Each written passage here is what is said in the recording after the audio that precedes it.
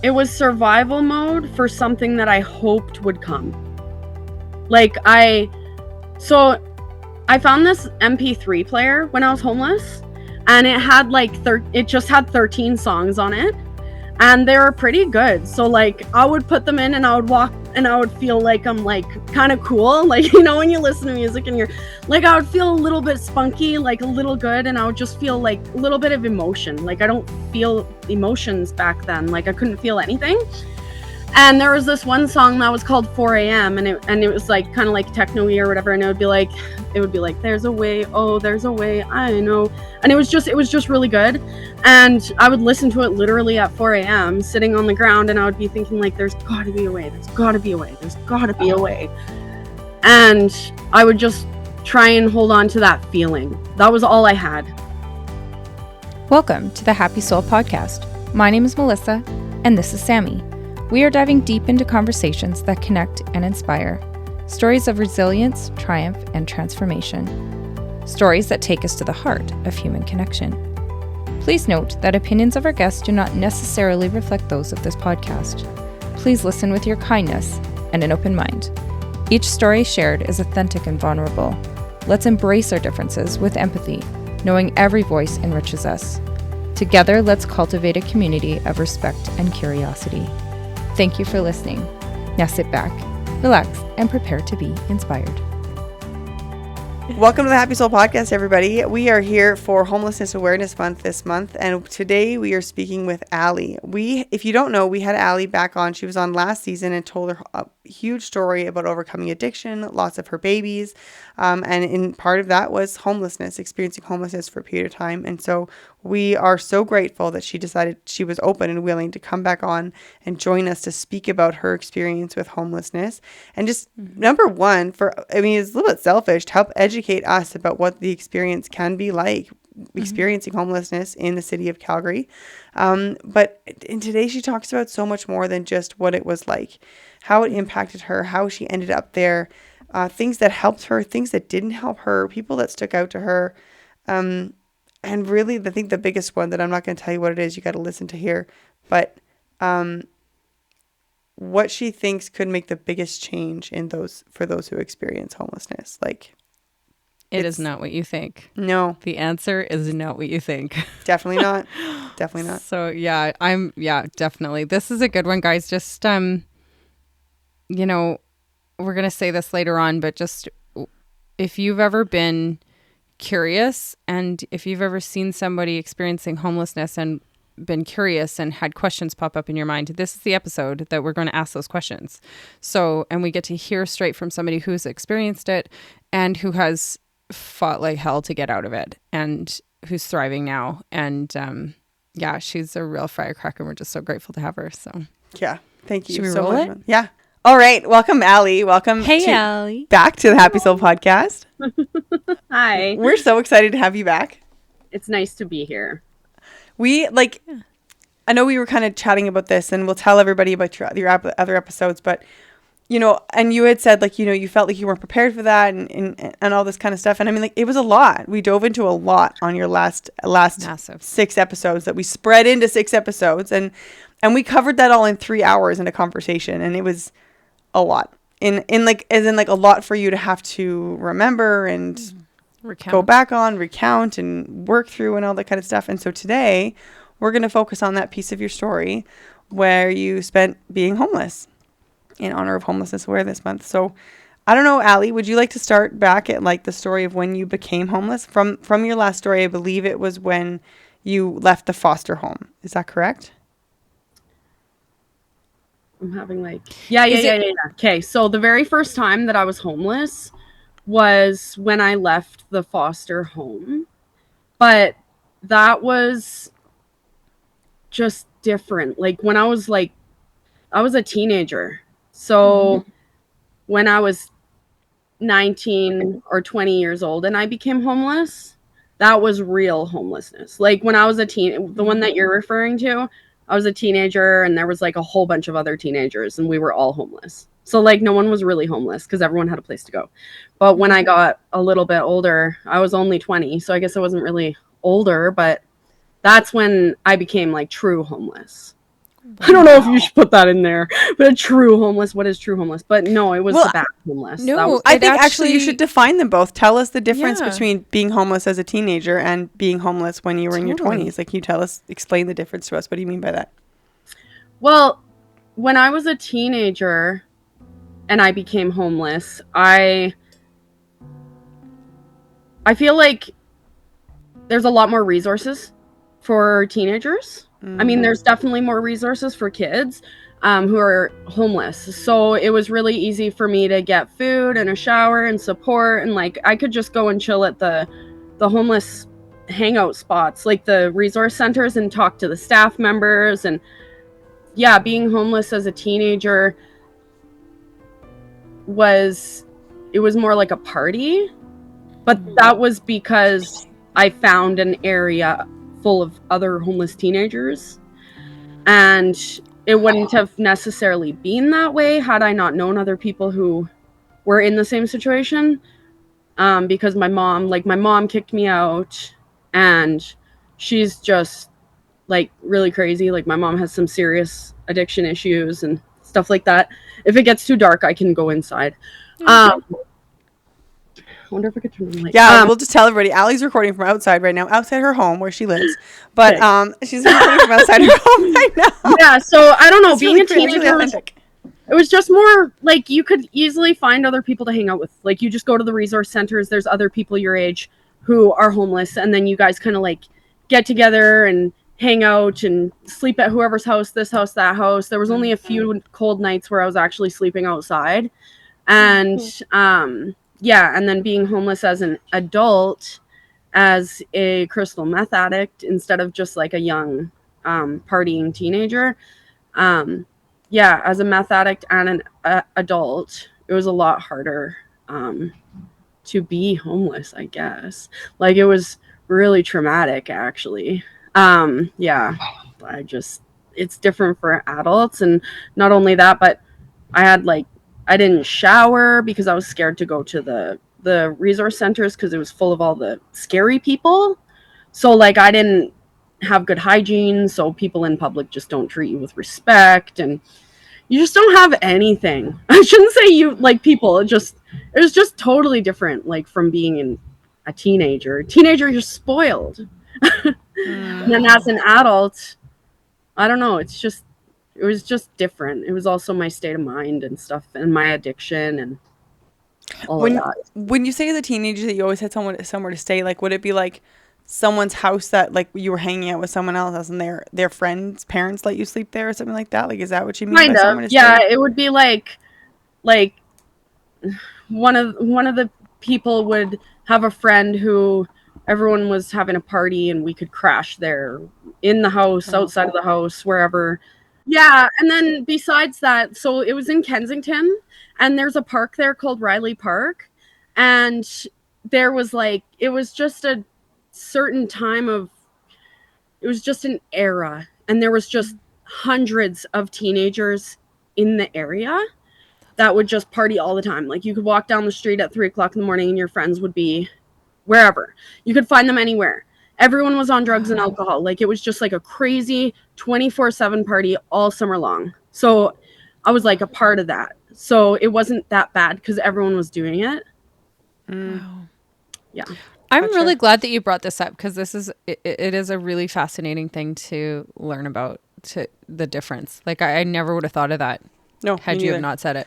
But it makes So- sense, especially as like Yeah. just as a general human. You see when you see someone who's noticeably a teenager who looks like they're not being taken care of, you're instantly like, "Do you need help?" But when Yeah. you see an adult who you're like, you look young, but I think you're an adult who looks like they need help. Like, you're less likely to immediately reach out and ask if they need help, right? Like, it's just a weird Yeah. thing. That's so wild. Tell us about when you were saying the resource center. Like, you said, like, when you were a teenager, you'd go and you'd like hang out with them, and then when you were an adult, those resources centers became scary. Are they different resource centers, or is it the same thing that we're talking about? It's just like even the people working the resource centers are going to treat you different as an adult than as a teenager. Well, definitely that. Like, the kids, homeless centers are really, really comfortable to go to. Like, you go hang out, you can play some board games, you can talk, you can just do whatever, and like hang out and have a safe place to go. But then as an adult, there's nothing like that, because Okay. I mean, it's kind of hard to have something like that, because then a lot of people just go there and they sleep, and everybody's like just so much more like fucked up as adult addicts. I think that's why it's hard. So when I was homeless as an adult and I wouldn't shower and stuff because I was scared to go, the showers were only at the shelters, and the Okay. shelters are really intense. And then as a teenager, there was a youth one downtown that I could shower at, and that one was okay because it was a youth place. And yes, definitely I've had some real like, some people treat me really, really bad as an adult homeless person, um, in Wow. those places. Like in like the one detox downtown, they were just really horrible. Like, I don't know why people get into that if they don't want to do it. Mhm. Yeah. Oh, that's so What interesting. and so when you became a homeless as an adult, like how did that shift happen from did it just slowly transition? You were a teenager and then suddenly you were an adult homeless, or did you live somewhere for a bit and then you ended up homeless again as an adult? I was only homeless for like 6 months when I was 15. And then like, I met my boyfriend around that time, and that was like physically abusive for 3 years. And then after that, I went and got my life together, and I quit using drugs and alcohol, and I quit smoking, and I left him. And it was this big like moment, and I just didn't have the tools though, so I was like on a high of life, and I felt like invincible. And then once life got hard, I ended up just going straight into like some serious drugs, like just going from into alcohol, and then from there just progressing quite quickly, and then using crystal meth. And then yeah, I started using crystal meth because my eating disorder was acting up, and I didn't want to keep binging on food because I have like a severe binge eating disorder. Decided to use crystal meth because I read about it in a book, and within a year I was homeless. And how Oh. can you explain how those two things tie together? Like, can you explain how Whoa. being on crystal meth led to you being homeless? Sure. So I I moved into a house with some people that I knew, and they were partiers, but not like that. Not crystal meth. And when I moved in there, I knew it was kind of a poor choice because they did drugs and alcohol, but I didn't make good decisions when I was younger. And after I moved in was when I started using, and no one knew. So I used for like 1 week, and I didn't tell my roommates because I didn't want to bring anyone down. Like, I will take myself down, but I'm not taking anybody down with me. So like, I just moved in and I wasn't even home. Like, I didn't even unpack.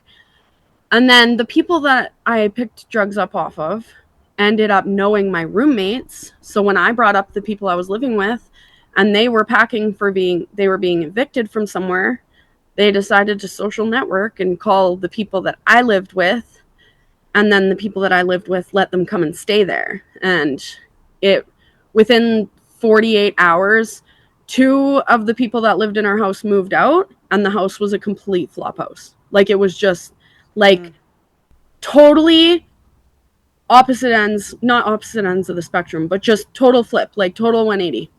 Everyone was junkies like immediately. I'm not even kidding. Like, it was so scary. I was so scared. And they didn't know that I was using drugs. Within the first like 48 hours, I still didn't tell them. And my roommate was like, "Oh, I'm thinking about trying crystal meth. Like, have you ever done it?" And I was like, "I don't think that's a good idea. Like, I did it once. I don't think you should do it." And little did she know I was using.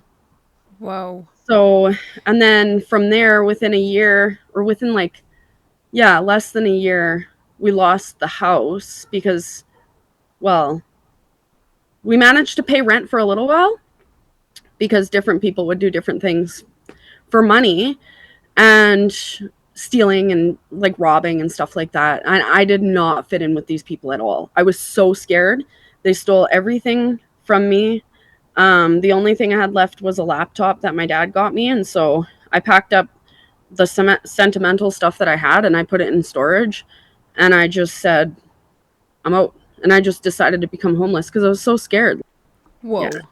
S- That's so And then so. they lost the house a few weeks after that.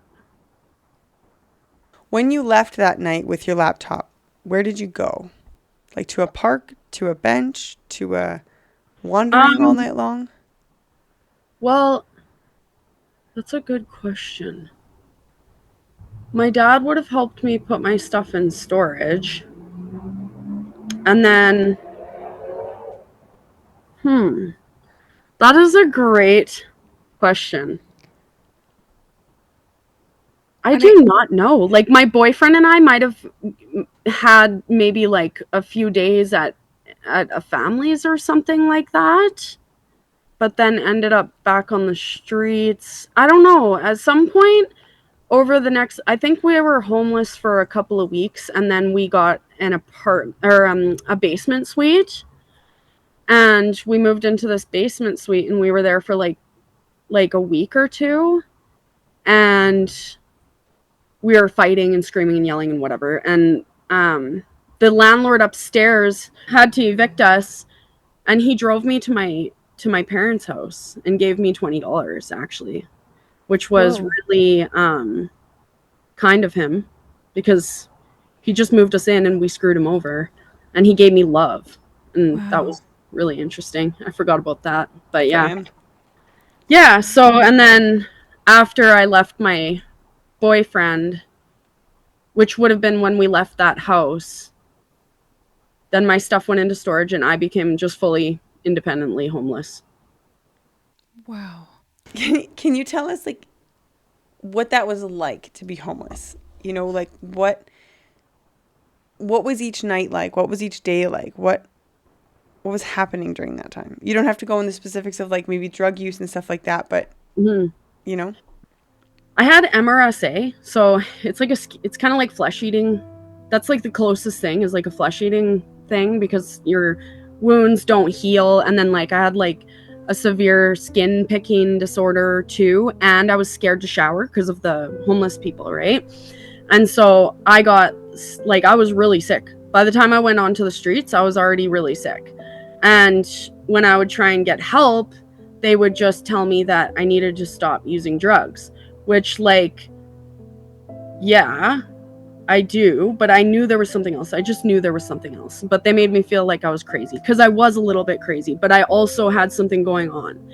And I never got the help that I needed. I never found out that I had MRSA.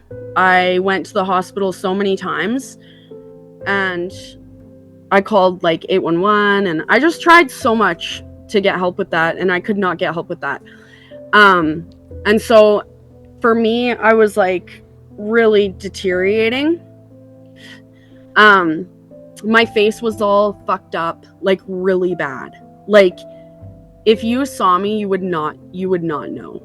You would have no idea. My face was like twice the size, and it had like huge craters, big things everywhere. It was so disgusting because I couldn't stop touching my skin because I was so anxious, and I didn't sleep and I didn't shower. So with MRSA, stuff doesn't heal, so if you're not showering, it's even worse, and it was just so bad.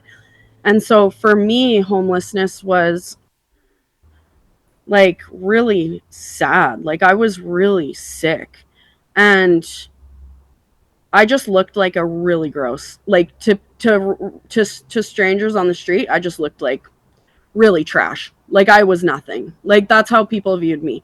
And I was so young. Like I was so young. It's just so crazy to think that it progressed that fast. And so like a typical day for me, um my main objective was to be safe. So my main objective was to be I always tried to be around the police.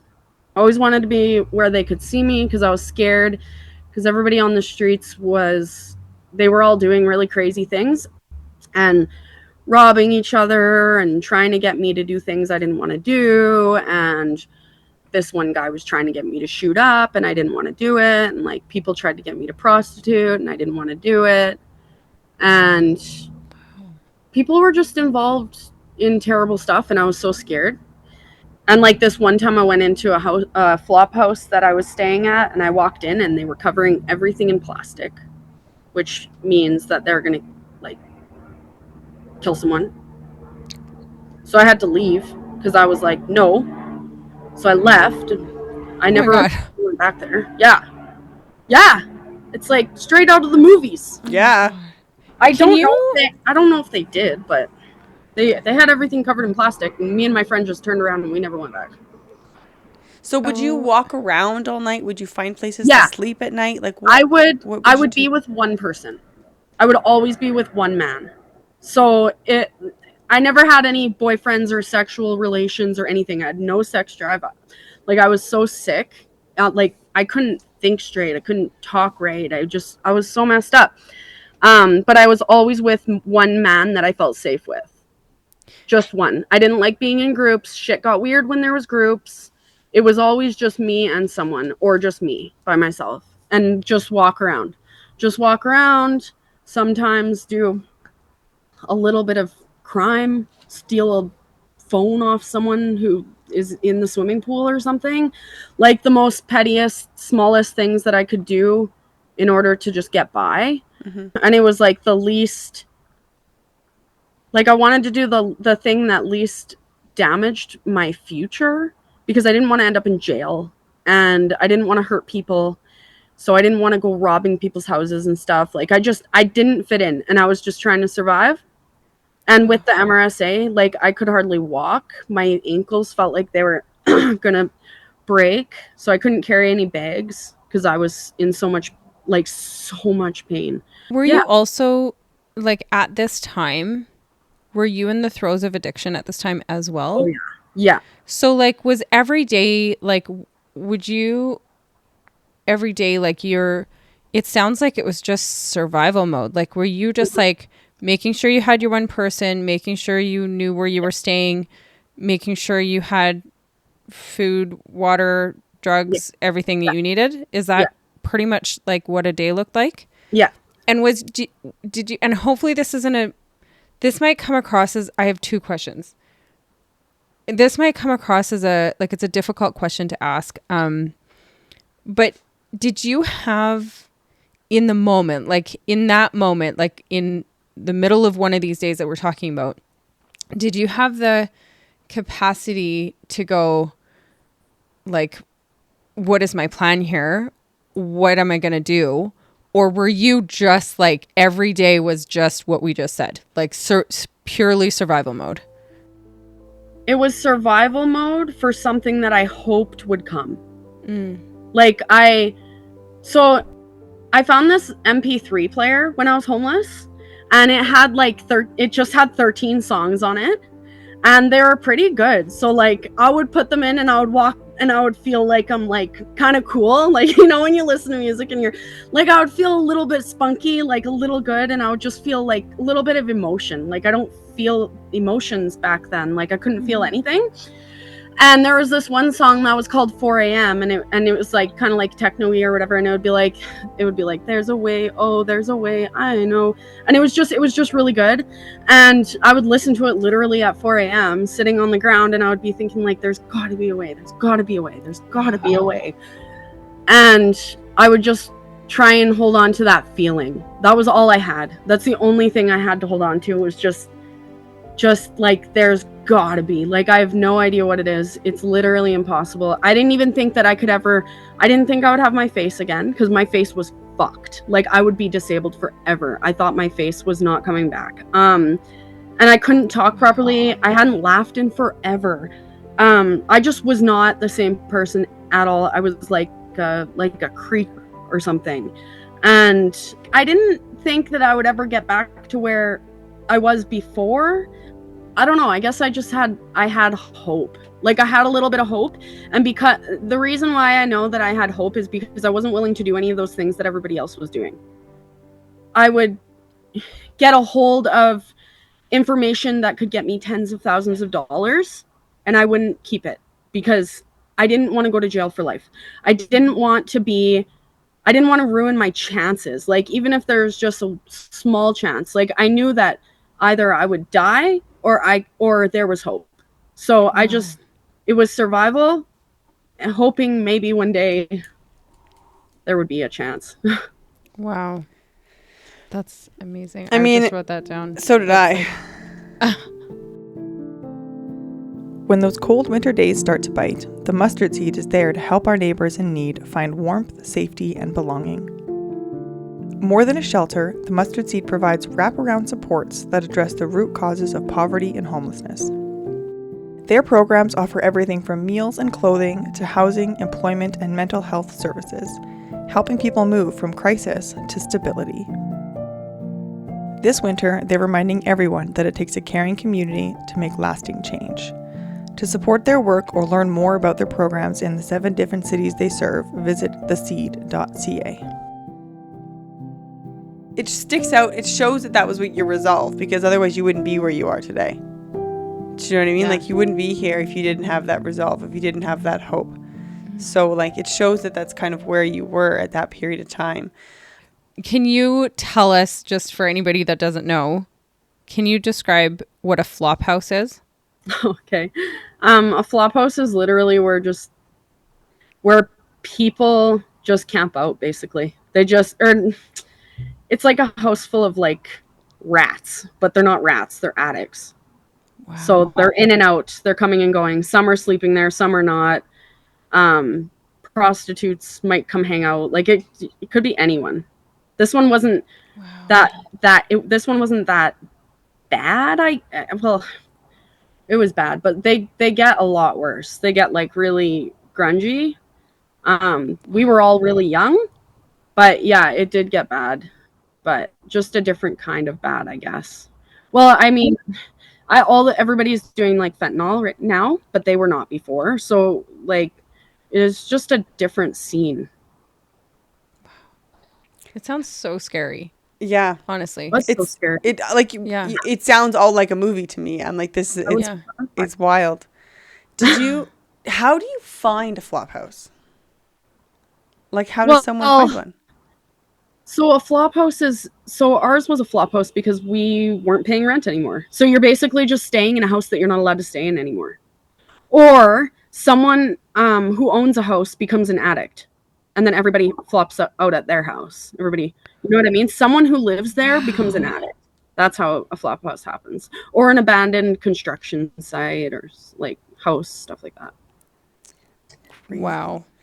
I know you kind of said you'd walk around at night and kind of things like that, but like trying to put myself, like, you know, as someone who's never been homeless, but you walk around downtown, you see people who are homeless, you know, there's people sleeping in corners of doorways and on park benches. And was that part of it for you as well, is just finding places to sleep? And was it mostly sleep in the day or sleep at night? Like, how did that work for you? It just depended if I had a safe place to sleep or not. So I would nap during the day more likely because it's like safer. But at nighttime, I would sleep in public washrooms. So like Tim Hortons. There was a Tim Hortons downtown that I would sleep in, but I ended up getting kicked out of there. And then there was a church that would let us sleep like underneath it if we wanted to. So I did that a couple of times. Yeah, and then just random houses for a couple nights, like that one flop house that I was in that I went home to, and they were doing weird stuff. So I left. Just random places kind of for a few days at a time. Yeah. Wow. Can I ask some questions about Sammy?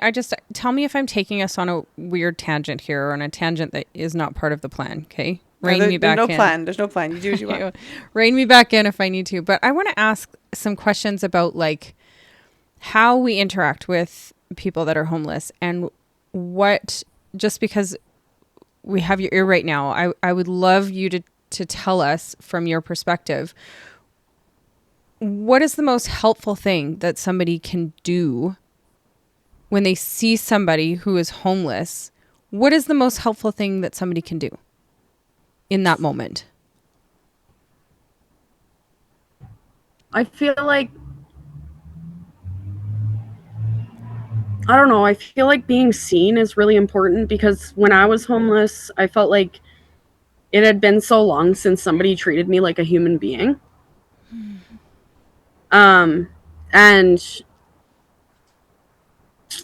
it just sucks because is not everyone receives it. You know what I mean? Some people are so in the depths of their stuff. So it's hard for me to speak from other people, but I can speak from myself that Yeah. like there was this one lady who did a random act of kindness and I didn't expect it and it gave me a feeling inside that I hadn't had in a really long time. So I was in the Tim Hortons washroom and I would wash my face and like try and clean up, but then I would put makeup on to try and cover the scary stuff because it was so gross, which is really bad for sores, obviously. But and then I would put it on and then it would wipe off and I was just in the washroom just trying to get myself to look somewhat human so I could leave the washroom. And this lady came in and so as soon as someone came in, I like scurried into my stall and shut the stall so no one would see me because I was scared of everyone. And she saw me do that and then she went and she came back and something just slid under the stall door and I was like, what is that? And she put a muffin. And I was like, there's a muffin.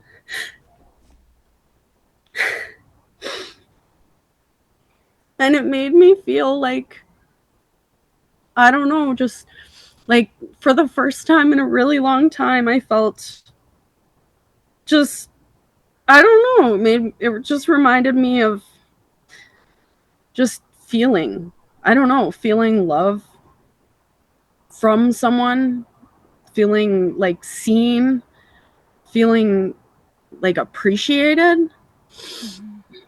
Um, and then yeah, I tried to go out. Like I went out, but she was gone. She was gone. Um, but yeah, that was it, like because when you're so like when you're just living in trauma like that, you just make a purpose to repress it. Like your body and your mind, like you can't even control it. It just represses and you just numb. And yeah, like I was saying, I would feel something when I was listening to that MP3 player. Well, I felt something when she did that. And it reminded me of my family. It reminded me of my family and just of desire, I guess, for connection, maybe. It just gave me a feeling that I never had in a really long time. So, yeah.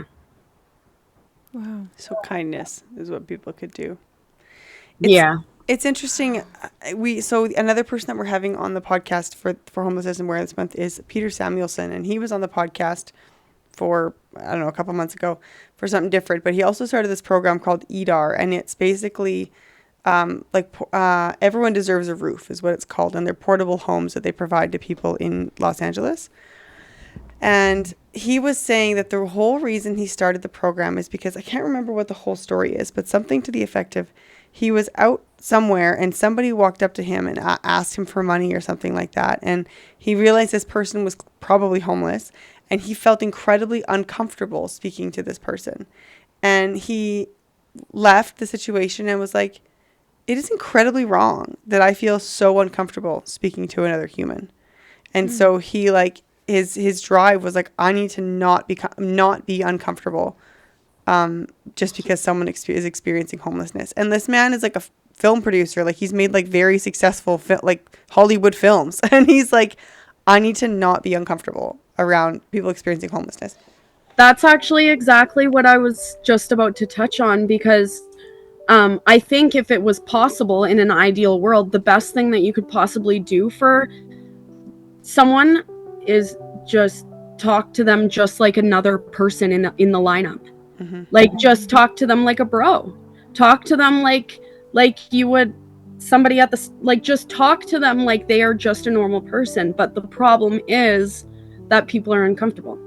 Mm-hmm. Because there's a lack of connection because not everybody's been homeless.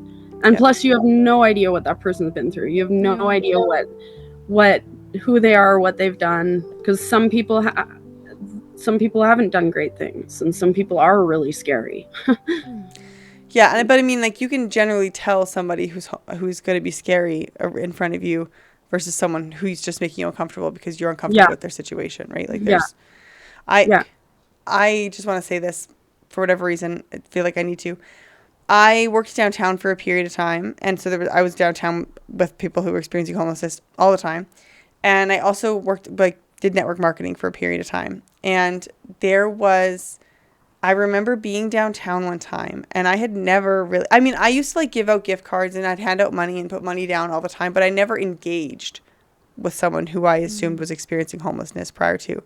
And then as in network marketing, I remember I was simping in Olympic Plaza, and I was sitting there on those steps where that skating rink water fountain thing is. And there was this girl sitting next to me, and I'm fairly confident she was homeless and on many drugs. And I started a conversation with her, and I realized that I had started this conversation with her because I was building a network marketing business and I needed to talk to people. And I was very uncomfortable in this conversation, but I remember thinking how wrong is it that I've not had a conversation with somebody in this situation before, because now I feel like I need to have a conversation with everybody. And I was this is wrong. It's wrong that I'm having a conversation for this reason. And I had to force myself to get through that. I I never obviously pursued anything in that regard with her. I just had a whole conversation, but it challenged me to be no, you have to be a better person. You have to be better at engaging with anybody wherever they are, no matter who they are. So, that was 12 years ago. It was a long time ago, but yeah. Yeah, and I feel like people don't need to be as afraid. So people don't need to be afraid to talk about their homelessness either. That's their whole life. If you're talking to someone, you can be so where have you been sleeping? And they'll be if they want to talk about it, they will. And if they don't, they don't. But that's their whole world. Their whole world is where they're going to sleep tonight. Mm-hmm. And some people have a really good tent set up, and they've got a good setup going. And they might go on and tell you a story about something that happened last week. And then there's a connection. Can you tell us about maybe some of the people that you met is there anybody of notable, other than the woman who left you a muffin, anybody that sticks out in your brain that are people that you met that impacted you, and why? I don't really know. Not in positive ways, to be honest. Not overly in positive ways. It doesn't have to be positive either, I don't think. No. Hey, Sammy? If there's... Because that's something we can learn from, too. If there's something that... If you are comfortable going there... Oh, yeah. We're learning about ways to be helpful. We can also learn about things to avoid. Does that make sense? Yeah. Sorry, Sammy, if I just stole your question and reverted it. Yeah, I was thinking about that, and I don't know besides the muffin lady. But people, I don't know. I had a best friend named Chevy, and him and I hung out all the time, 24/7. And I felt safe around him, and I felt a sense of connection. But he always wanted sex, it seemed like. So I didn't want to we didn't do that. And then I don't know, you know what? I got a good one. Okay. This is a good one. So this one impacted me really good. So when I was at a certain point, we stayed in a tent. My ex was in a tent, and so I went and I hung out in his tent a couple of times, and it was just horrible, and I just got abused and shit. But apparently our tents got burned down, which I don't know if it was true or what, and then my ex took my bike and threw it in the river, and I literally already had nothing. So he took the last thing I had. And I wanted to go to detox. I wanted to go to rehab. And so my ADAC worker got me into, or she planned for me to be in a bed in detox. And then we would figure out rehab. And so I was going to go, and I was I'm going to go. And I was about to go. But then I came back, and then there was this guy, and he was new on the streets. So he still had nice shoes. He had he had clothing on his back, and he was young, and you could tell he was fresh on the street. And so I was going to go to detox, but then I came back, and then he was like, what are you doing? And I was like, oh, I'm just going to, because they told me to come back and get, like, they don't want you, the other people don't want you to get clean. So they told me to come back and get high. And so I decided to do that instead of go to detox. But then this guy was like, what are you doing? And I was like, well, I'm just going to go there and then I'll go. And he's like, no, what are you doing? And like, I hardly knew this guy. Okay. And he's screaming at me, you fucking go to detox. You go, you never come back. You run as fast as you can. You never come back. And I'm like, okay. And I like get on my bike and I'm like, I better fucking take this guy's advice. Cause he is passionate right now. Like, and he didn't even know me. So, he was terrified. He knew what he was getting himself into, but he couldn't stop himself. But if he could stop me, he was going to try. And he didn't even know me. So I went to detox, and that was a little bit of human, like, decency, because people who are using drugs and alcohol, a lot of times they aren't decent. Like, they didn't want to support me. No, I didn't have any friends who were in addiction who supported me. And this random stranger guy was like screaming at me. And I was like, yeah, this is what I like. Makes me wish we could have the muffin lady and the random yelling guy on the podcast. And be like, yeah, I know, right? Up like that. Yeah. So that was the start. That was the start of my recovery. Wow. So is that the start of you getting out? Yeah. Well, I went to detox, and then I left that detox because it was really crappy and they didn't treat people very good there. Not terrible. It just sucked there. It just wasn't good. And I wanted to go to the one in Fort Macleod. So then I ended up going to the one in Fort Macleod. And then I hitchhiked back to Calgary because I didn't get into the rehab that I wanted. And so I threw a hissy fit and left. And then I was in Calgary for like, I don't know, a couple of days. And I was like, what am I doing? Like, all I did was walk around for all night. And I was just looking at the ground. Like, just like looking, like, because you just get zoned out into certain things when you're high. And I'm just looking at the ground all night. And I'm like, what am I looking for? Like, what am I doing? There's nothing here for me. And that was the night that one guy was trying to get me to shoot up, was trying to get me to use needles. And I was like, I don't want to do that. I don't want to do that. And so I was like, what am I doing with this stranger? Like, why am I doing this? So then that's when I called my aunt and I went back to detox. And then, yeah, I was never homeless again after that. Wow. How many years has it been? Since then, I was homeless, 13 years, I think. Wow. Yeah, because a lot happened, but it was only for like 6 months or so, or a year. It's amazing to me, like, one of the things that you said that struck me was just how quickly it happened. And like, how quickly, like, even the guy with the shoes, like, he went from being fresh to shit shoes, like, real fast. Oh, yeah. Like, that's unreal. It's crazy. Like, I knew this girl who was really not a great person. And she got these young kids who were like 17, 18 years old or something, like young, to give her a ride somewhere. And I don't know where she found them or how it happened, but like 1 week later, he showed up at a flop house covered in sores. Yeah. What? He was fucked. That was it. His life was over. Yeah. Oh my God. Like, it is so scary. It's so scary. I hope that this isn't an insulting question to ask, but I'm just going to go for it.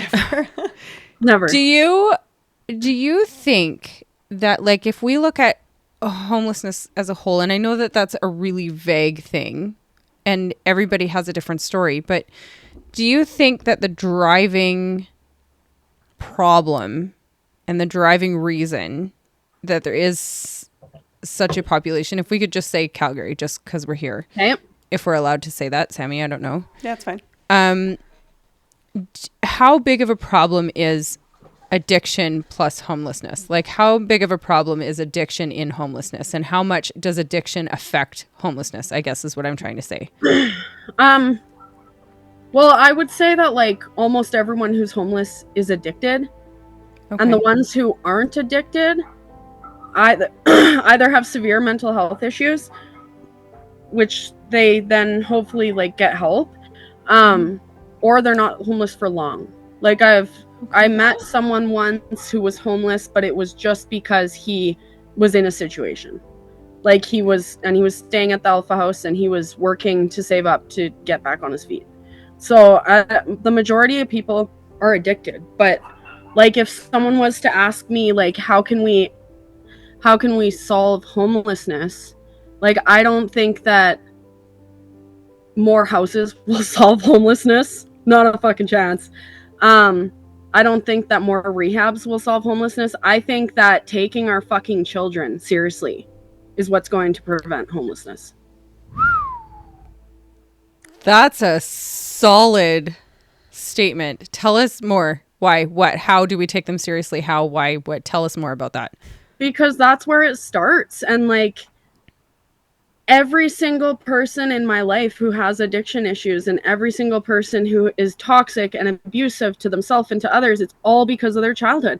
It's all because their parents didn't help them, and it's because their parents weren't helped by their parents. Like it all starts in our childhood.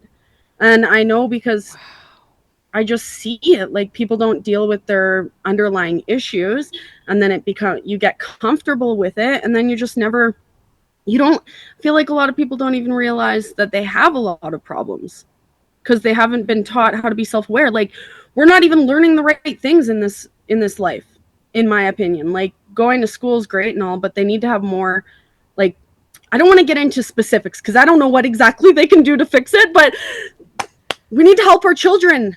Like, and we need to take sexual abuse seriously because that's a huge one. It is massive. It is so big, and it's so not paid attention to in the world. It is not a thing. And because it's not a thing, it's like taboo. So then if it happens to someone, people don't want to say anything because they don't really know, and they don't want to wreck someone's reputation. And it's just such a mess. Like, I don't even know where you would begin. But if there was an answer of how we could solve it, it would start with our children in our childhood. Wow. Yeah. Everything else is a Band-Aid. No amount of houses is going to help homelessness. Most of the people on the streets wanted to be homeless. You know, like, I tried to feed the homeless when I was homeless. I stole like 25 pizzas, and I went around with a cart, and I tried to give people pizza, and no one was hungry. I'm serious. Yes, so I had like 20 pizzas or whatever in a cart, and I was pushing around, and I was giving them 2 pieces each because I wanted to feed all the homeless. I got rid of a pizza and a half. Like, and then I had to ditch pizzas in a park. So some people would have been like, why is there a cart full of pizzas here? That's wild. Good for you. Right? I was going to say, even in the throes of like what you described to us, your day to day and the survival mode you were in, and even in the throes of that, you want to help people. That is unreal. Yeah. I think you raise a really valid point. Obviously, the kids thing, absolutely, that's huge, and it's an incredibly important point. But just like, I'm going to take that one away for a second, just because it's a huge topic. It is. Sorry. There's no, it's a great. I hope everybody hears So that. glad I you hope said everybody hears that. I'm going to make that a reel. But there's another gentleman that may or may not be on the podcast. But if you go to his website, I'll send it to you. But his name's Richard Steller. And he has this whole concept about like kind of changing our mentality around homelessness, because we assume that nobody wants to be homeless. And we actually need to stop trying to solve their problems, because some of them don't actually believe it's a problem and it's a lifestyle choice that they want. And how can we live in like symbiotically and instead and not in fear of, and not trying to solve their problems, but symbiotically with them? How can we I don't know, I'm probably butchering the way that he words it, but it's really, really interesting to read about his mentality around that. And I think it probably very much depends on where you live, because here, like living here as homeless, like as you said, like for 6 months of the year, like it's fine, you're good. But the other 6 months of the year, you're going to freeze and you can't survive. Whereas if you're somewhere like in LA or somewhere where it's warm all year round, it gets really hot some parts of the year, but like you you can go inside in the middle of the day in a mall. Everything's open. You can go into a mall. You can go somewhere and cool down. But you can live year round. That can be a lifestyle choice to just be homeless all year round.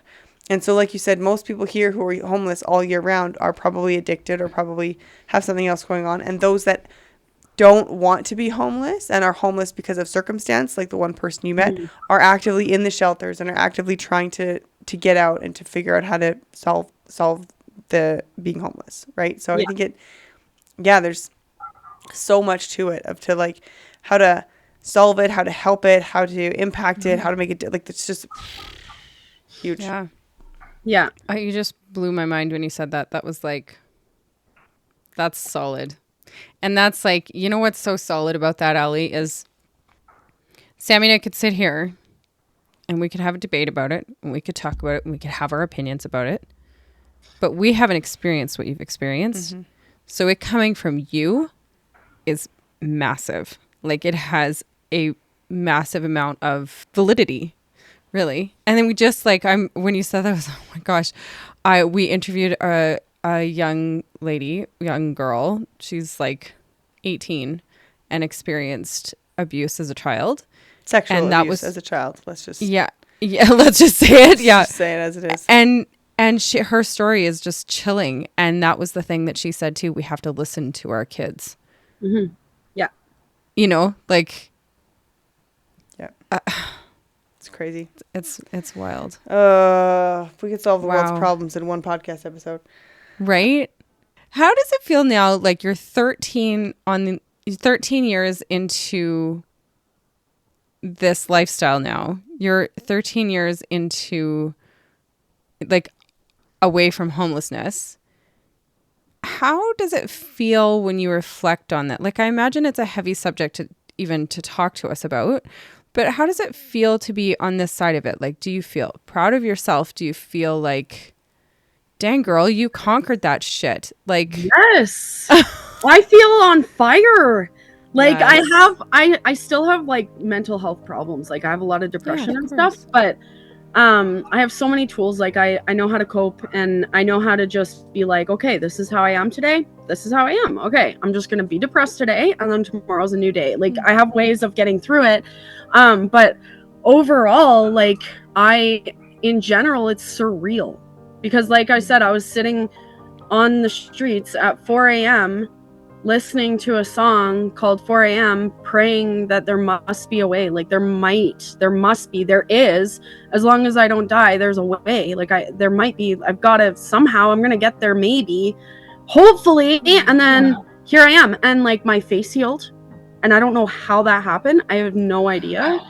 And I laugh and I smile and then like I can talk and I'm just so me again. Like I got there. I actually healed fully. It took a really, really long time, but I am way beyond anywhere that I ever imagined that I would be.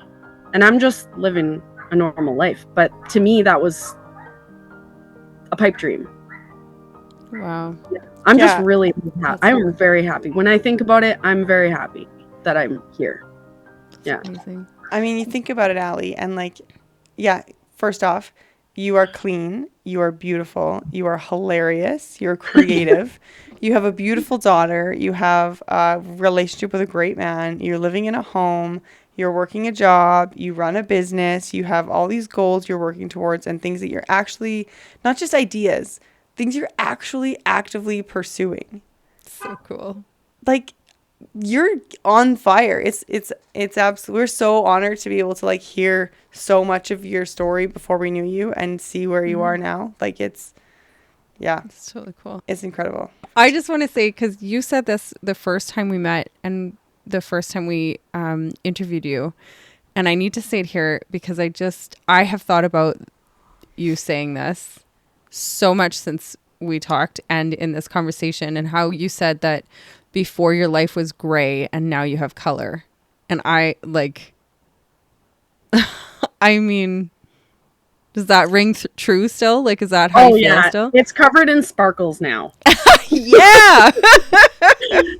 It's just getting better and better. It was it was, I had a lot of anxiety when I came on the podcast last time. And I was I was getting situated on medication and stuff. Mm-hmm. And just, yeah, I was good. I still had a lot of like heaviness in my chest. I was still really down. I don't even know if I had met my boyfriend yet at the time. I don't think so. So like at that time I had no appetite. I had no appetite for like 2.5 years. Like since the moment I found out I was pregnant with Sophie, I lost my appetite and that was it. And so after I had her, I lost a bunch of weight and I just feel like my, I don't want to say hopelessness, but I just like this world, everything's so expensive and everything's so hard to navigate alone with one income. And as someone who has like a lot of aspirations and things that I want to do, and just realizing that I'm probably never going to be able to do some of the things that I wanted to do because I couldn't find, I didn't think I would find a partner because honestly, everyone that comes around me is just bad. So I truly think that I was like, I had a positive attitude about life and I was still trekking, but I really think that my appetite was destroyed because of like this deep, like just this deep like belief that I couldn't quite get rid of because there were certain things that I hadn't achieved yet. And yeah, ever since I met my boyfriend, then yeah, I started eating. Like I actually have an appetite. Like a lot of appetite actually. So yeah, so I don't know why I brought that up. I just am really proud of myself because even though, so when I came to the podcast last time, I was in like a tiny little basement suite and everything was just in there and like on shelves and organized really good, but like so cluttered, and I was so claustrophobic and I was so anxious, and Sophie was in the hospital all the time because of other stuff that was going on, and I was just, I was just so I was so all the time. And like my other babies, I know we probably don't even need to include this, but like my other babies have passed away, so I was really on edge like 24/7 at that time. But I'm just really proud of myself because I always had an optimistic attitude about it.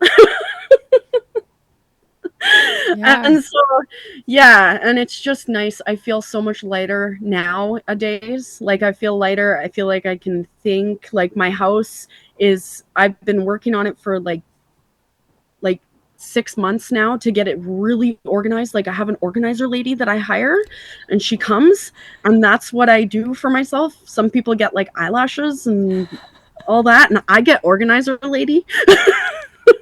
Yes. And it's so satisfying and it makes me feel so good that like I can do things that'll actually help my brain work. Like having a clear space helps my brain, and that's something that I've learned for myself, and so I'm trying to practice that. Oh my god, there's so many things. There's just so many things. I'm just different. I'm just different than I was the last time that I came onto the podcast. I was still good, but I'm better now. I'm even better. So great. That's awesome. So great. I love it. Oh my gosh. Thank you so much, Allie. Thank you so much for sharing this. Yeah, I want to ask you one last question. Yes. And it's if there's something that you wish maybe you've already said this in terms of like the kids thing, but if there's something you wish everybody knew about homelessness or being homeless or experiencing homelessness, what would you say that it is?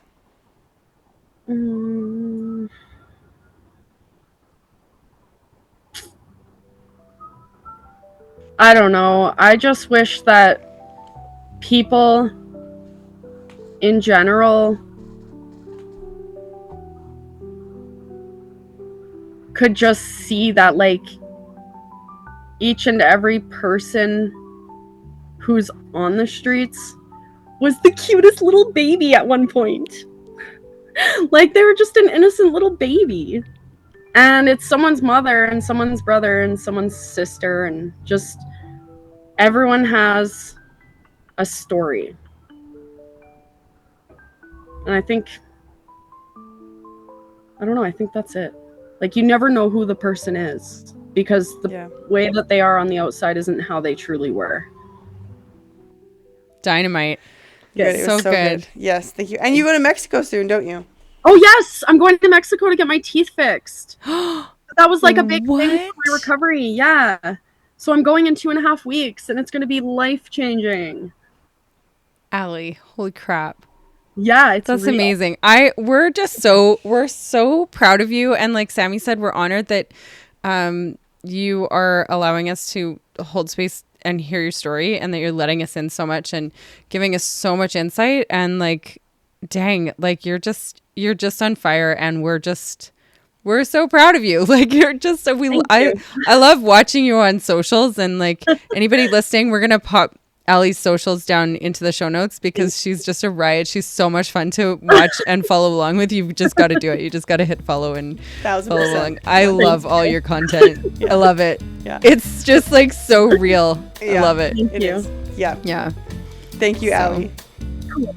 I'm so glad that we did this. Thank you guys so much. Oh man. I'm so grateful for her coming on because it's just she's first of all such a delight. Like I just love chatting with I love her. Right? Like she's so real. She's so real, and I love being able to ask some questions that maybe we think of when we're driving downtown Calgary and we see somebody and like you wonder and you have questions, or you're not just going to pull over and ask them. Or I haven't. But it was just really great to be able to ask her some of those questions and to hear it from her perspective. And like, oof, the muffin. Like, Yeah. I just think she is just, her outlook on life is just like, she's just such a go-getter. Like, she has been dealt a really rough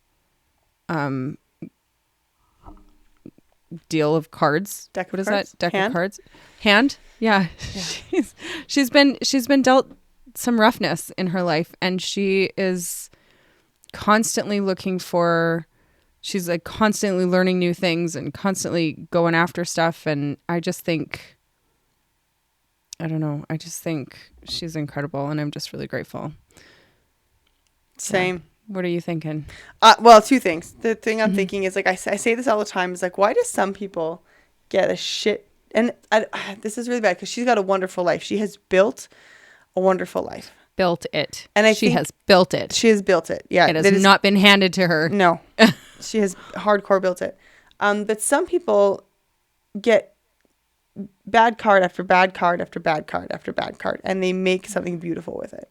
And some people get good card after good card after good card after good card, and they're still complaining.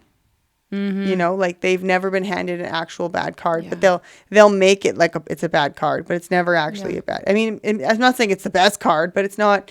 You know, this is maybe a weird analogy, but it's not really a shit card. And there's some real shit cards she's been handed, and she's made. And look what she's doing. Not only has she made it, has she made and is making a beautiful life for herself. But even in those situations, she's maintained. I mean, I'm not saying she didn't struggle, but maintained, like she was saying, hope, like this positive attitude, even if it's just a glimmer, even if at that time it's just a little shimmer, she's maintained it, and it's incredible. That shifted something for me when she said that. That massively shifted something for me when she was talking about that glimmer of hope. And when she would get these like little glimmers and that little feeling and the muffin under the door, and that definitely shifted something for me. Yeah. Because I was thinking I would put this into like when we talk about homelessness for our intro outro for the whole season, but I think I'm just gonna say it now.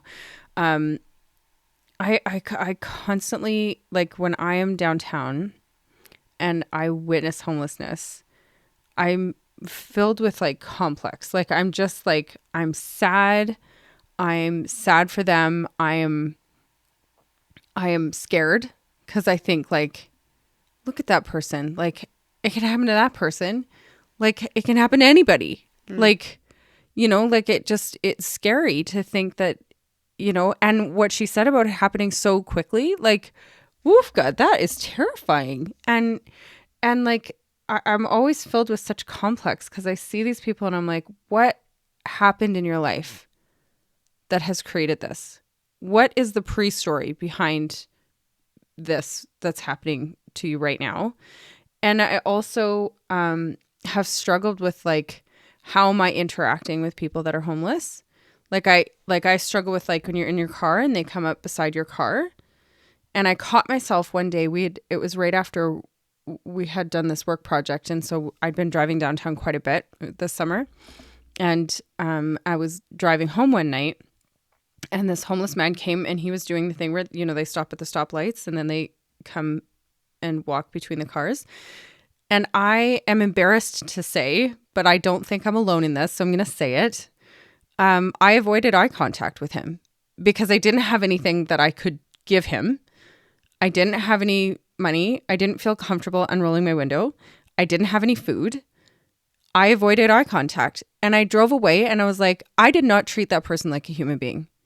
That was horrible. Like I felt, and it was like, I've done that time for sure sticks in my brain, but I've done it before and I know I'm not alone. So like, this is an embarrassing thing to say out loud, but I know I'm not alone in that. Mm-hmm. And when she said that, it shifted something for me because maybe if I didn't have any change or I didn't have any food that I could give him a smile. Mm-hmm. I could give him a wave and a smile. That I have, and it's free. Mm-hmm. And it's there all the time. Yeah. I could just treat him like, hey, we're two humans. I'm a human in a car. You're a human outside of the car. Hi, how are you? Mm-hmm. Like, or hey, there's hope.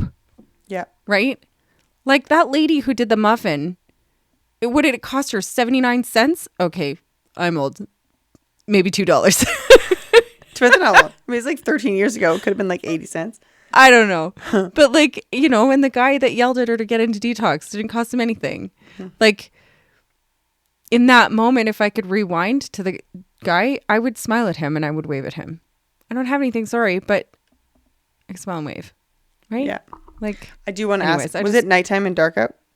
No, it was, I was leaving work. It was like 5:00 in the afternoon in the summertime. So it was full light. Okay. I was going to say, because like I do smile generally, but I caught myself doing the same thing, not making eye contact. I was like, I need to be better at this. And so like I will smile or like nod or like whatever if I don't have anything to actually give. Yeah. At nighttime when there's kids in your car, even if there's no kids in your car, if at nighttime, if it's a woman, I might smile. If it's a man, nope. And it is not because he's homeless. It's because I'm a woman and I'm alone and it is dark. Yeah, it doesn't matter if he was standing there in a suit. Yeah. Nope. Hard nope. No. That's just being That's smart. a different topic. But totally.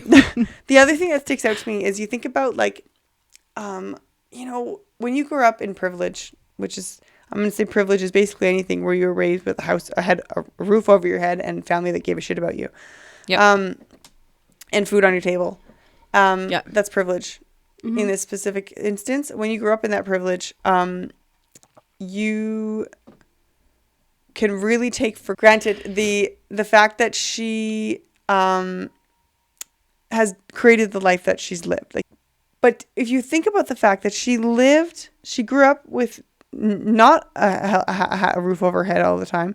If you listen to her other story, which if you haven't, you need to, not with a family who regularly took care of her. Some of them did. Many of them didn't. This isn't all encompassing, but not with a lot of great situations going on. Like was homeless for a period of time in her teenage years, which speaks volumes to a lot of other pieces of it. Experienced homelessness, couldn't afford to do anything for a period of time in her life, and is now going to Mexico. Right? And paying for it, not putting on a credit card, not like she's paying for that, you know? And it's like, yes, that's huge. Girl. Massive. That's so huge. Please don't undermine that. Yeah. When she said the life that she's living now was her pipe dream then, I was like, damn girl. Mm-hmm. Like when you picture her, like, you know, outside with her face the way that it was and the hopelessness that she was experiencing, to have that glimmer of like, there's a pipe dream there and it's the life she's living now. Mm-hmm. She just must be. And I know she's proud of herself and I freaking love that. Mm-hmm. Like she's not down on herself. Like she's very, I just love that. Mm-hmm. I just love her. I'm Yeah. so grateful for her coming and spending her time with us and giving us some insight into this, because I mean, this is to do a month like Homelessness Awareness Month, to be able to have that conversation with her is monumental. Yeah. Yeah. Absolutely. Thank you so much for joining us today. We hope you enjoyed it as much as we did. To help support the growth of this podcast, please feel free to leave us a review, follow us on socials, or recommend us to your friends. Your support honestly means the world to us. With love, Sammy and Melissa.